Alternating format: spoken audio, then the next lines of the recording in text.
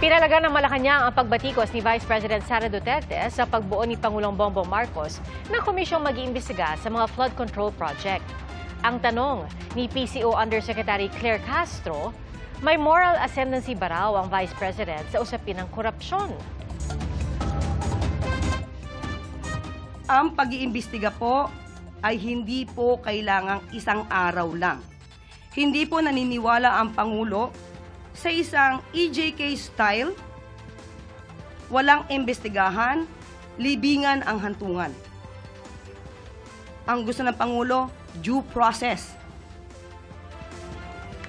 Wala pang pahayag kaugnay nito si Vice President Duterte. Mga kapuso, maging una sa saksi. Mag-subscribe sa GMA Integrated News sa YouTube para sa iba't ibang balita.